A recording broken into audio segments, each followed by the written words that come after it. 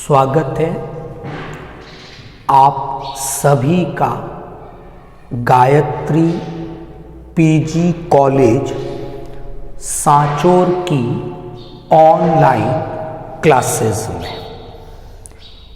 आज हम लोग बात करेंगे बीएससी पार्ट फर्स्ट जूलॉजी के सेकंड पेपर में पैरामीशियम में लोकोमोशन गमन के बारे में। आज का जो ये टॉपिक है ये बीएससी बीएड उन विद्यार्थियों के भी सिलेबस में जूलॉजी के सेकंड पेपर में ये टॉपिक है। एग्जाम के पॉइंट ऑफ व्यू से इस टॉपिक पे एक शॉर्ट नोट एग्जाम में पूछा जाता है। तो शुरू करते हैं आज के इस टॉपिक को, जो कि पैरामीशियम में गमन से संबंधित है। नंबर 1, पैरामीशियम एक सीलिएट प्रोटोजोअन जंतु है, यानी पैरामीशियम सीलिएटा जो क्लास है फाइलम प्रोटोजोआ की, उससे संबंधित है। और जो भी सीलिएट प्रोटोजोअन्स होते हैं उन सभी में गमन की दृष्टि से सीलिया पाए जाते हैं। हिंदी में सीलिया को पक्षमाभ के नाम से जाना जाता है। तो पैरामीशियम में गमन के उद्देश्य से पक्षमाभ या सीलिया उपस्थित होते हैं। अगर आप लोगों ने पैरामीशियम की संरचना को देखा है तो वहां आपने उसके शरीर के चारों ओर, अगर मैं संरचना बनाना चाहूं तो एक छोटा सा डायग्राम हम यहां पर बना के देख सकते हैं पैरामीशियम का। इस तरह की एक स्ट्रक्चर है पैरामीशियम की। तो हम देखते हैं कि पैरामीशियम के शरीर के चारों ओर ऐसे ये छोटी छोटी कुछ अतिवृद्धियां हैं वो उपस्थित होती है, और इन्हीं को सीलिया पक्षमाभ के नाम से जाना जाता है। सभी सीलिया समान लंबाई के हैं, लेकिन यहां पर पश्च सिरे पर कुछ अधिक लंबे सीलिया उपस्थित होते हैं। इस संरचना को कडल टफ्ट कहा जाता है, कडल टफ्ट। और पैरामीशियम की ये प्रजाति जिसमें ऐसी व्यवस्था है पैरामीशियम कॉर्डेटम कहलाती है। तो सीलिया पैरामीशियम के गमन अंग हैं, गमन संरचनाएं हैं, और पैरामीशियम इन्हीं सीलिया की सहायता से गमन करता है, या जो अलवणीय जल है वहां पर स्विमिंग करता है। तो बात करेंगे अब कि पैरामीशियम में सीलिया की सहायता से किस प्रकार स्विमिंग या गमन की क्रिया होती है। ओके, तो बात कर रहे थे सीलिया की। सीलिया प्रोटोजोआ संघ के जंतुओं में पाए जाने वाले गमन अंग हैं। सीलिया के अलावा प्रोटोजोआ जंतुओं में फ्लैजिला, जिसे हिंदी में कशाभ कहते हैं, वो भी गमन के रूप में उपस्थित होते हैं। स्यूडोपोडिया, जिन्हें हिंदी में कूटपाद कहा जाता है, ये भी प्रोटोजोआ में गमन के रूप में उपस्थित होते हैं। तो प्रोटोजोआ जंतुओं में सीलिया, फ्लैजिला और स्यूडोपोडिया, ये संरचनाएं गमन अंग के रूप में उपस्थित होती हैं। और उनमें से पैरामीशियम की जब हम बात करते हैं तो इनमें सीलिया गमन अंग के रूप में उपस्थित होते हैं।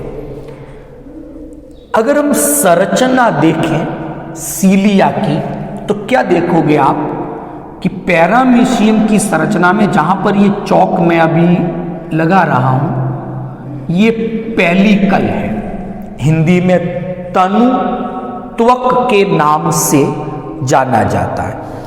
इस पेलिकल के ठीक अंदर की ओर ऐसी कुछ संरचनाएं उपस्थित होती हैं। इन संरचनाओं को काइनेटोसोम कहा जाता है। काइनेटोसोम। और इन्हीं काइनेटोसोम से सीलिया की उत्पत्ति होती है, सीलिया का विकास होता है। तो जिन संरचनाओं से पक्षमाप सीलिया का विकास हुआ है, उत्पत्ति हुई है, उन संरचनाओं का नाम है काइनेटोसोम। फिर बात करते सीलिया की संरचना में एक तंतुनुमा अतिवृद्धि है, इसे एक्सोनीम कहते हैं। उत्पत्ति हो गई इससे, जो भाग पेलिकल से बाहर निकला हुआ है एक्सोनीम कहलाता है।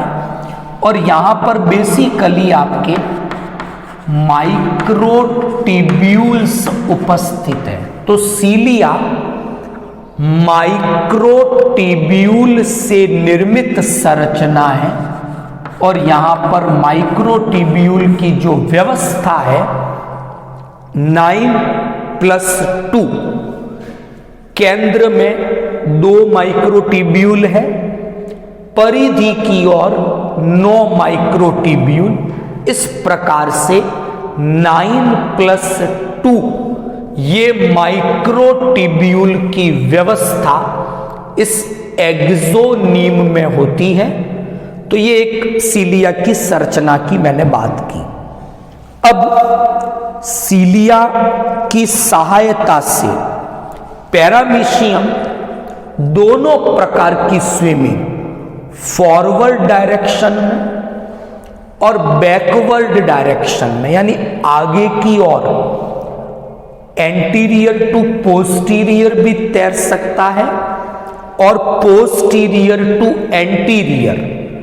तो ये फॉरवर्ड बैकवर्ड दोनों ही तरीकों से पैरामीशियम अपने इन सीलिया की सहायता से स्विमिंग कर सकता है, तैर सकता है।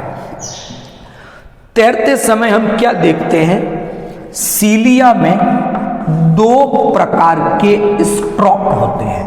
यानी सीलिया जब ये पक्षमाभ जब गति करते हैं तो ये पेंडुलम, घड़ी का जो पेंडुलम लोलक है, वो जिस प्रकार स्पंदन करता है, बीटिंग करता है, वैसे ही पैरामीशियम में ये सीलिया स्पंदन करते हैं और उन्हीं स्पंदनों के कारण पैरामीशियम स्विमिंग कर सकता है।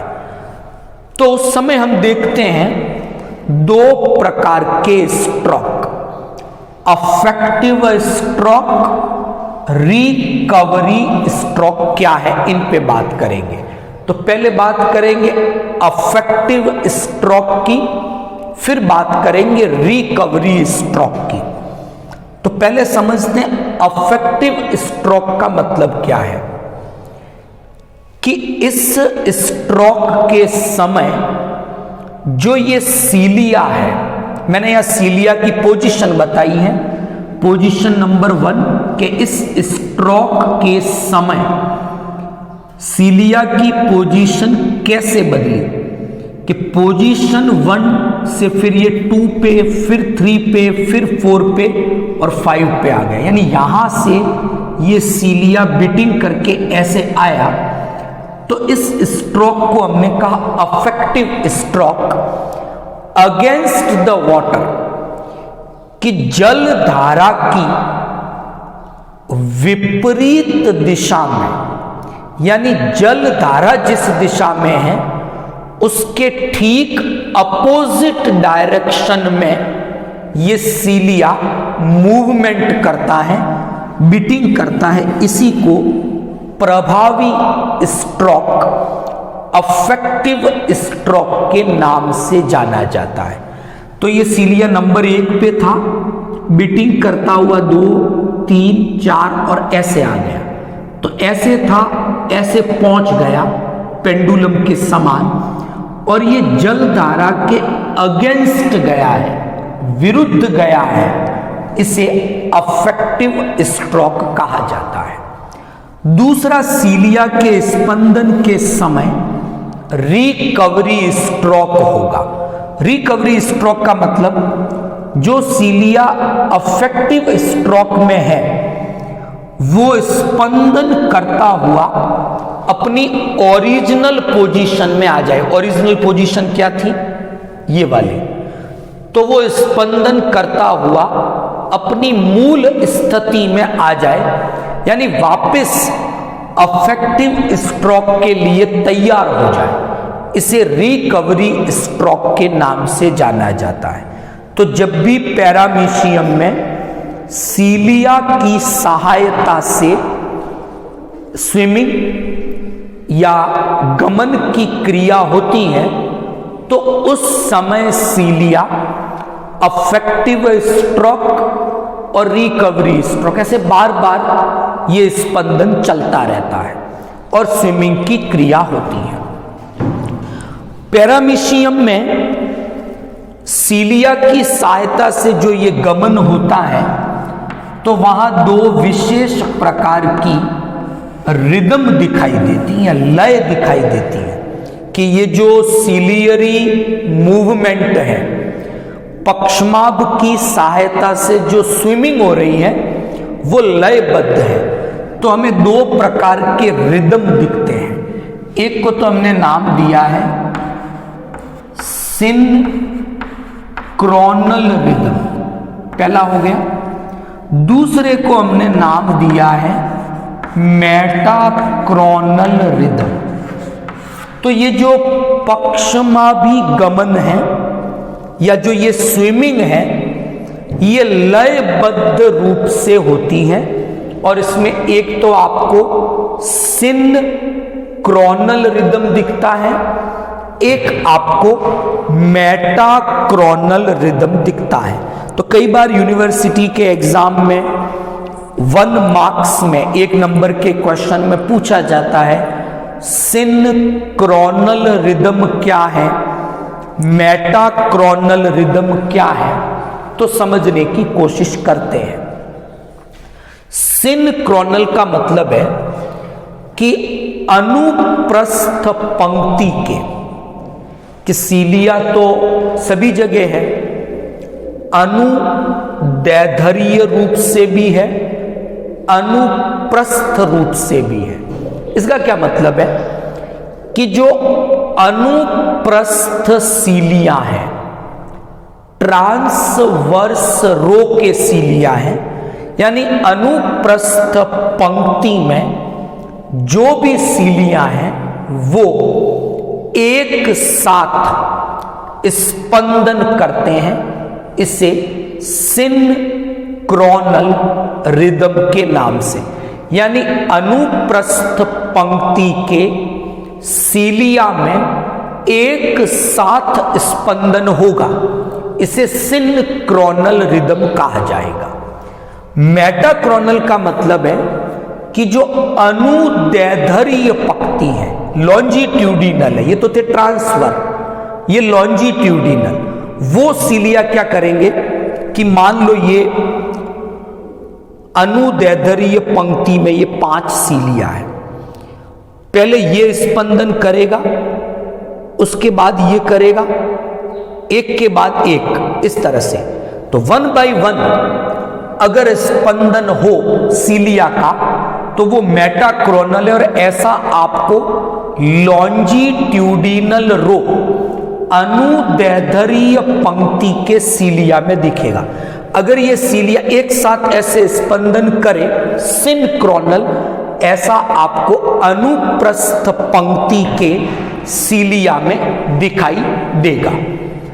अब हम बात करेंगे कि जो ये सीलियरी लोकोमोशन हो रहा है, या जो सीलिया में स्पंदन हो रहा है, इसका नियंत्रण कौन करता है। तो हम क्या देखते हैं कि पैरामीशियम के शरीर में इस पूरे काम के लिए एक न्यूरो मोटर सिस्टम बना हुआ है, और ये न्यूरो मोटर सिस्टम इन 2 घटकों के मिलने से बना।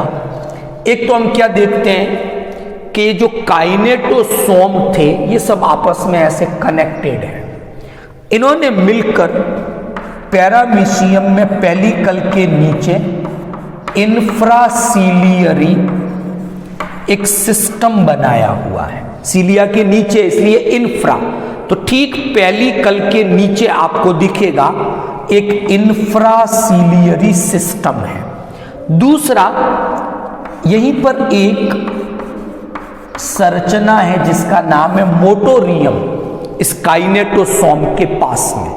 तो ये मोटोरियम और ये इंफ्रासीलियरी सिस्टम, इन्होंने मिलकर न्यूरोमोटर सिस्टम बनाया, और यही न्यूरोमोटर सिस्टम सीलिया के गति को, या उसमें जो स्पंदन हो रहा है उसका नियंत्रण, उसका कंट्रोल करती है। तो इतना सा याद रख लें आप कि एक न्यूरोमोटर सिस्टम है, वो इस सीलियरी मूवमेंट पे कंट्रोल करता है, और इस सिस्टम के 2 कंपोनेंट हैं, एक इंफ्रासीलियरी सिस्टम है जो पेलिकल यानी सीलिया के ठीक नीचे, और एक मोटोरियम है जो काइनेटोसोम में प्रेजेंट होता है।